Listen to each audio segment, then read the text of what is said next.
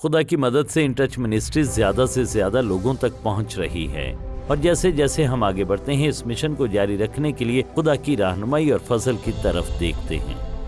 نہ صرف یہ کہ خدا لوگوں کو بھیجتا ہے، بلکہ اس نے ہمیں ریڈیو، ٹیلی ویژن، شارٹ ویو دیا ہے تاکہ ہم دنیا کے ہر ملک میں ہر روز انجیل کی خوشخبری پہنچا سکیں۔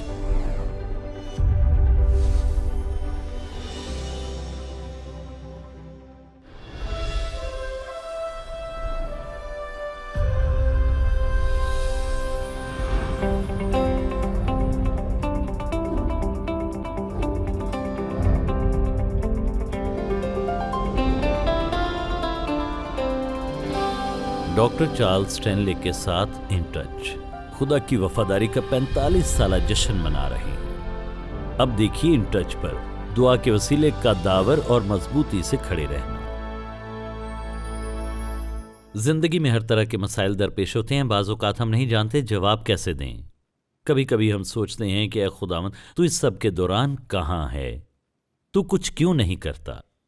اور کبھی کبھی ہم سوچتے ہیں اچھا خداوند اگر تو واقعی پیار کرتا تو ایسا نہ ہونے دیتا، یا اگر تو واقعی پیار کرتا تو مجھے دکھاتا کہ زندگی کے اس دور میں کیا کروں۔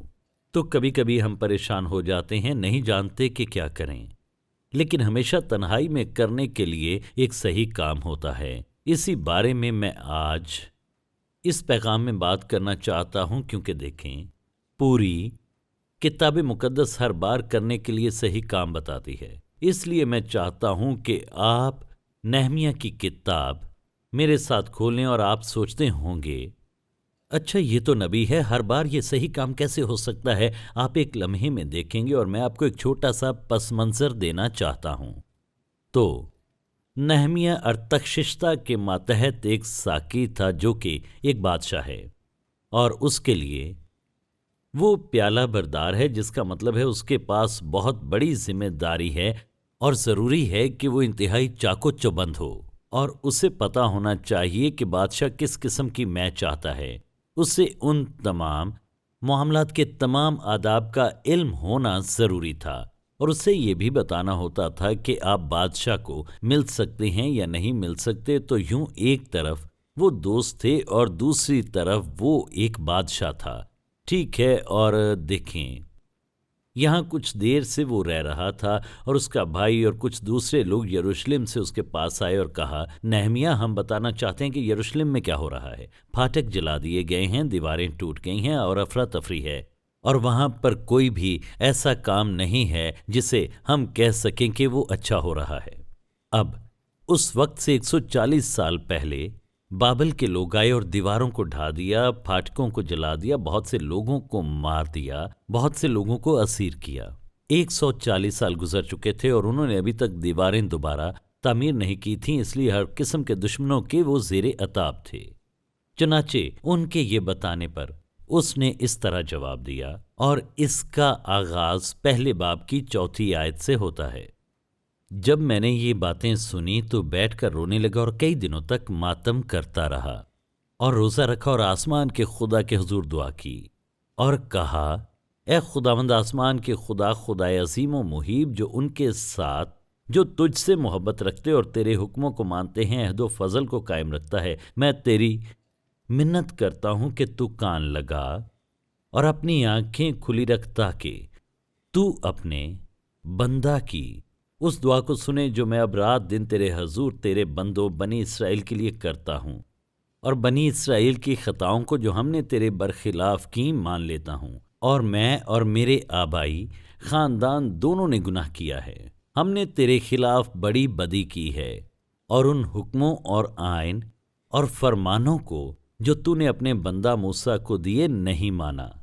میں تیری منت کرتا ہوں کہ اپنے اس قول کو یاد کر جو تو نے اپنے بندہ موسیٰ کو فرمایا کہ اگر تم نافرمانی کرو تو میں تم کو قوموں میں تتر بتر کروں گا، پر اگر تم میری طرف پھر کر میرے حکموں کو مانو اور ان پر عمل کرو تو گو تمہارے آوارہ گرد آسمان کے کناروں پر بھی ہوں، میں ان کو وہاں سے اکٹھا کر کے اس مقام میں پہنچاؤں گا جسے میں نے چن لیا ہے، تاکہ اپنا نام وہاں رکھوں۔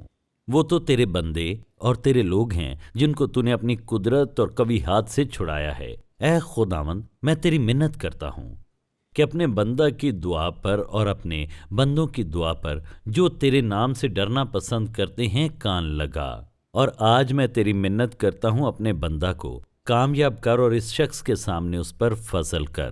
میں تو بادشاہ کا ساقی تھا۔ آپ کہیں گے ہر بار جو کرنا ہے اس کا اس سے کیا تعلق ہے؟ اس کے ساتھ بہت بڑا تعلق ہے، کیونکہ یہ ہے جو آپ اس کتاب میں جاننے والے ہیں کہ نہمیہ کی پوری کتاب میں جب بھی وہ کسی ایسی صورتحال سے دوچار ہوا جب کوئی مسئلہ یا خطرہ تھا، یا اگر وہ رہنمائی اور ہدایت کی تلاش میں تھا، ناکامی کے بغیر وہ ایک ایسا آدمی تھا جو گھٹنا نشین ہوا، یعنی اس نے دعا کی زبردست طاقت سے متعلق سیکھا، معجزاتی چیزوں سے متعلق سیکھا جو خدا اس میں اس کے ذریعے اور اس کے لیے اور اس کے نتیجے میں اس کے لیے کرتا ہے۔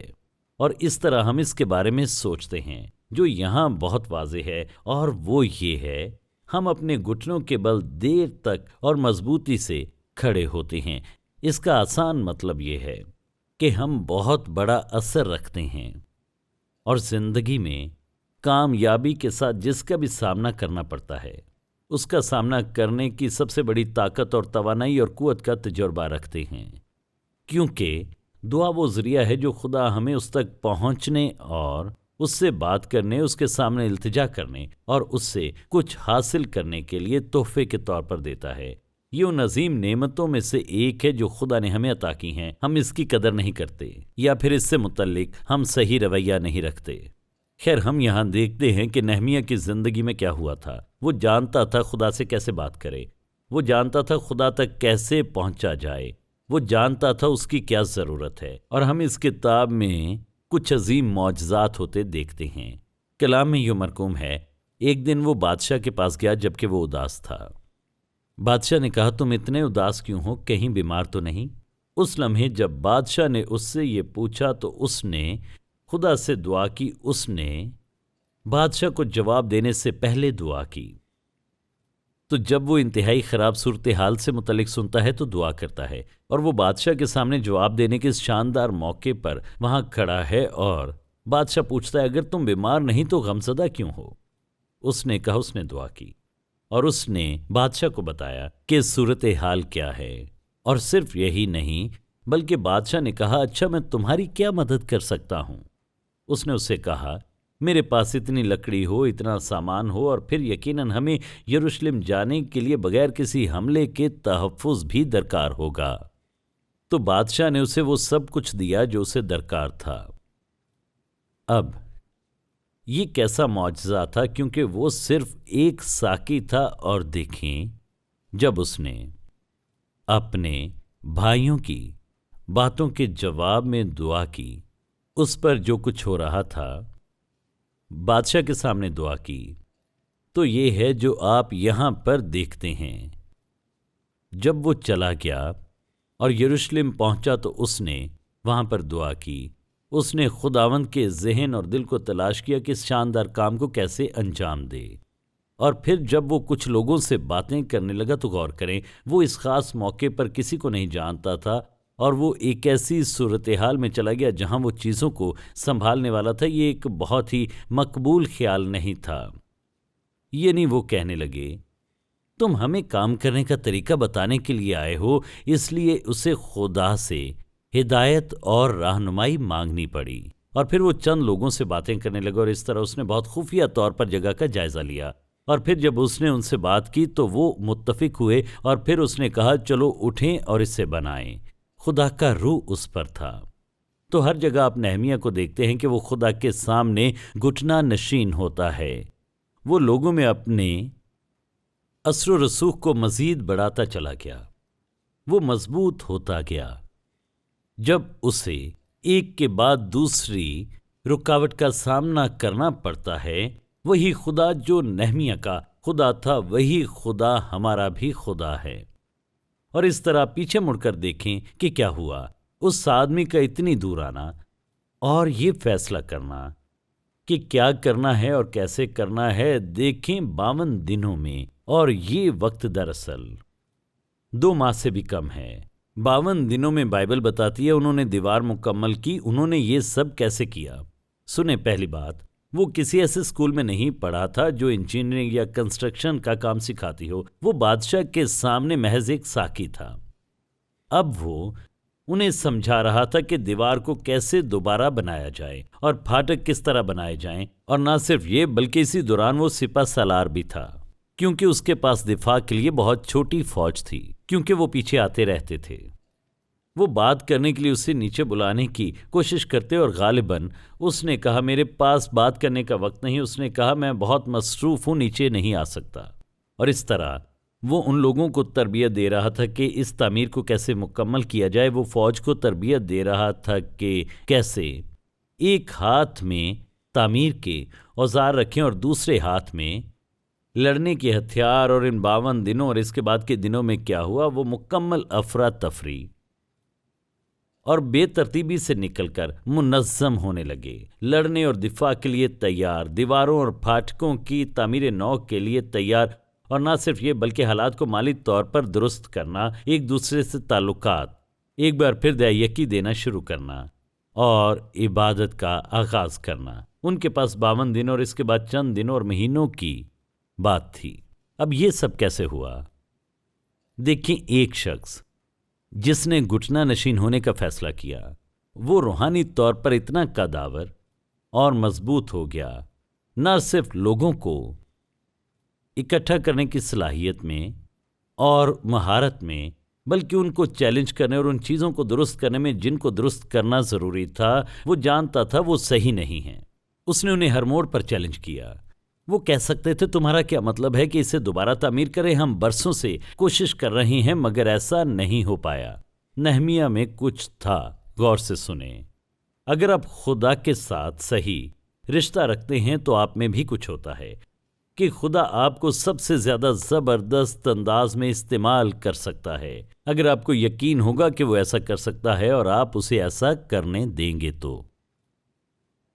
ہم خود کو کمتر سمجھتے ہیں، اپنے آپ کو کمتر نہ سمجھیں۔ ہم خود کو اور ہمارے ذریعے خدا کی طاقت کو کمتر سمجھتے ہیں، اور نہمیہ اس کی ایک بہترین مثال ہے۔ جب میں سوچتا ہوں کہ اس کی شروعات کیسے ہوئی، تو اس نے خدا کے سامنے گھٹنا نشین ہونے والے کے طور پر آغاز کیا اور خدا اس کی زندگی میں کام کرنے لگا۔ تو آج میں آپ کو ان چیزوں کی فہرست دینا چاہتا ہوں جو سچ ہوتی ہیں جب آپ اور میں خدا کے سامنے سنجیدگی سے دعا کرنا شروع کرتے ہیں، اور خدا آپ کی زندگی میں کیسے کام کرتا ہے۔ تو ماضی کو بھول جائیں۔ آپ کہتے ہیں ٹھیک ہے، دیکھیں زندگی کے اس موڑ پر میں نے یہ کیا، میں نے وہ کیا، ماضی کو بھول جائیں۔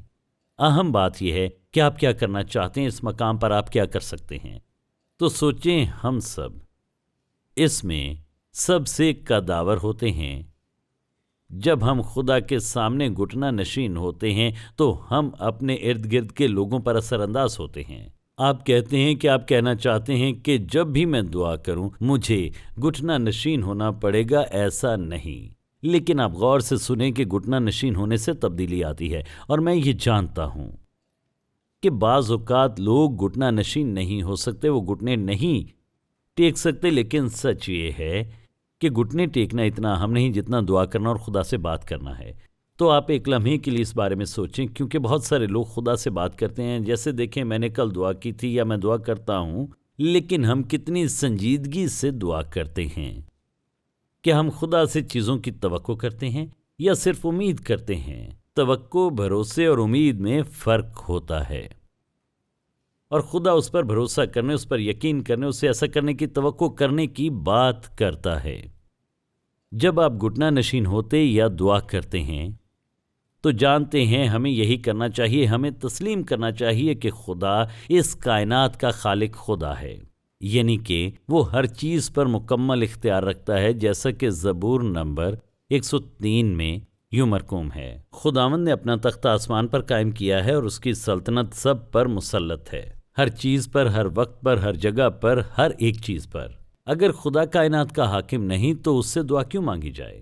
آپ جانتے ہیں بہت سی چیزیں ناممکن معلوم ہوتی ہیں، تو خدا سے دعا کیوں کریں گے اگر آپ کو یقین نہیں کہ وہ مطلق العنان ہے، مکمل اختیار رکھتا ہے، ہر چیز پر حکمرانی کرتا ہے؟ یاد رکھیں ہم کس سے بات کر رہے ہیں۔ وہ چھت پر کھڑا کوئی آدمی نہیں، جیسے کہ اکثر لوگ کہتے ہیں وہ میرا ابا ہے، وہ یہ کرے گا، وہ کائنات کا خالق خدا ہے، جب کہ وہ خدا ہے اور جب کہ وہ حاکم ہے اور جب کہ وہ خالق ہے۔ ہاں وہ میرا دوست ہے، دیکھیں وہ آپ کا اور میرا دوست ہو سکتا ہے، لیکن ایسا نہیں کہ وہ خالق نہ رہے یا وہ حکمران نہ رہے یا وہ کبھی بھی خداوند اور مالک نہ رہے۔ کبھی کبھی ہم دعا کرتے ہیں اور کہتے ہیں کہ وہ میرا صرف دوست ہے۔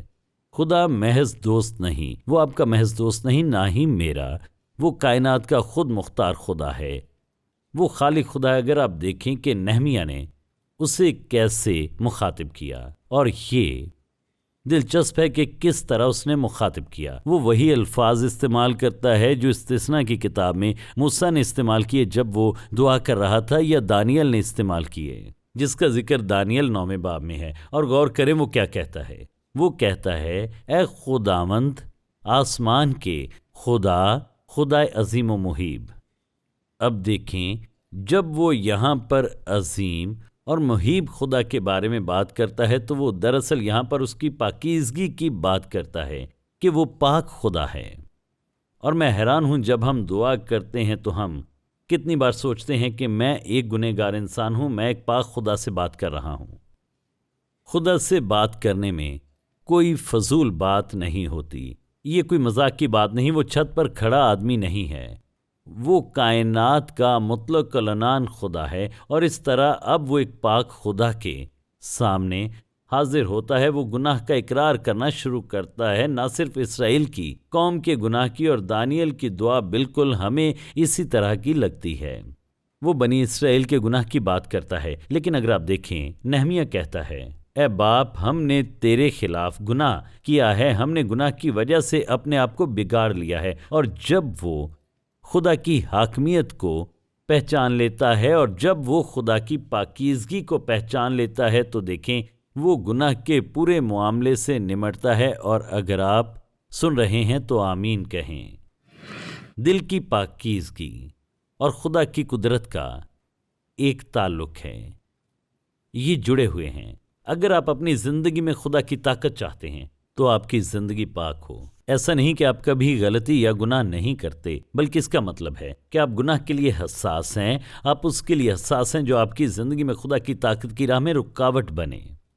اگر خدا مجھے کسی چیز کے لیے مجرم ٹھہراتا ہے، میں اس سے صحیح نمٹتا ہوں تو میں اسے پکڑے نہیں رکھوں گا، اس سے نمٹنے کے لیے تیار ہوتا ہوں۔ تو پھر کیا ہوتا ہے جب آپ اور میں خدا سے بات کر رہے ہوں گے اور اس کا مطلب سمجھیں گے تو اپنی نااہلی کو پہچانیں گے۔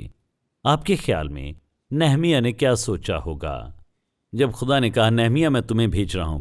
ایک منٹ میں تمہیں بھیج رہا ہوں۔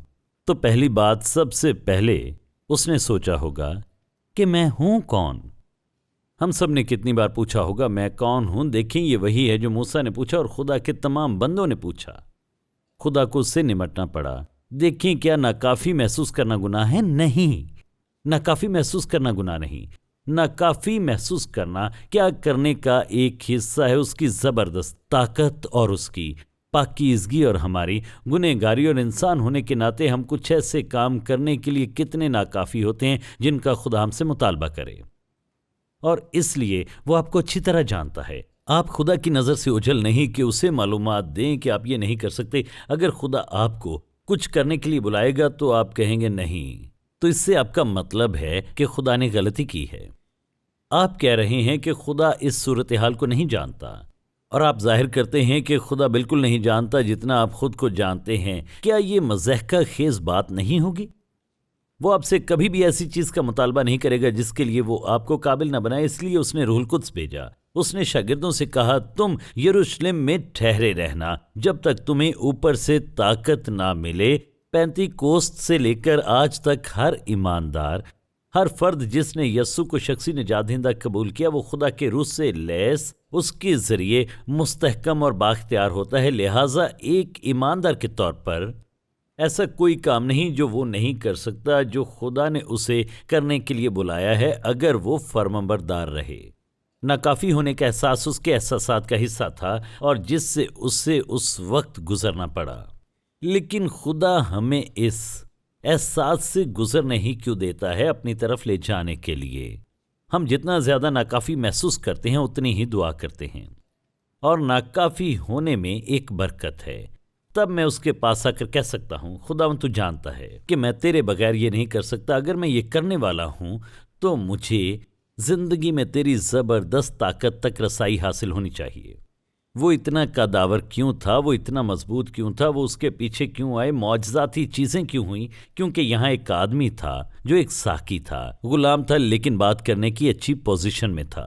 اب اسے کچھ ایسا کرنے کو بھیجا جاتا ہے جو آپ کے خیال میں وہ نہیں کر سکتا تھا۔ کوئی کہتا ہے مجھے ناکافی محسوس ہوتا ہے، مجھے یقین ہے خدا یہی چاہتا ہے۔ اب یہاں سوال ہے، آپ کو کیا لگتا ہے کہ خدا آپ کو کچھ کرنے کے لیے بلائے گا اور پھر آپ کو اس سے الگ کر دے گا؟ اگر آپ چاہتے ہیں کہ آپ کی دعاؤں کا جواب دیا جائے تو نہ صرف آپ کو اپنے دل کو صاف کرنے کے بعد اپنی نااہلی کو تسلیم کرنا چاہیے، بلکہ وہ کام کرنے کے لیے خدا کو دستیاب ہوں تاکہ وہ آپ کو استعمال کرے۔ کوئی کہتا ہے نہ نہ نہ نہ نہ، آخر کیوں نہیں؟ آپ نہیں کہہ سکتے کہ خدا مدد نہیں کرے گا۔ میں نہیں جانتا خدا کتنی دعاؤں کا جواب دیتا ہے، اگر میں وہاں جواب حاصل کرنے کے لیے خود کو دستیاب نہیں کرتا۔ جب آپ دعا میں گھٹنے ٹیکتے ہیں تو یہ یاد رکھیں کہ اس سے آپ کو اور مجھے الہی طاقت کا تجربہ ہوتا ہے، روح القدس کی طاقت جاری ہوتی ہے۔ وہ آپ کی طرح طاقت نہیں دیتا جیسے اور آپ میں سمجھتے ہیں۔ آپ کو جس چیز کی بھی ضرورت ہوتی ہے خدا آپ کی زندگی میں وہ نازل کرتا ہے تاکہ آپ وہ کرنے کے قابل بن سکیں۔ کوئی نہیں جیسی کوئی چیز نہیں ہوتی اور بیکار شخص جیسی کوئی چیز نہیں۔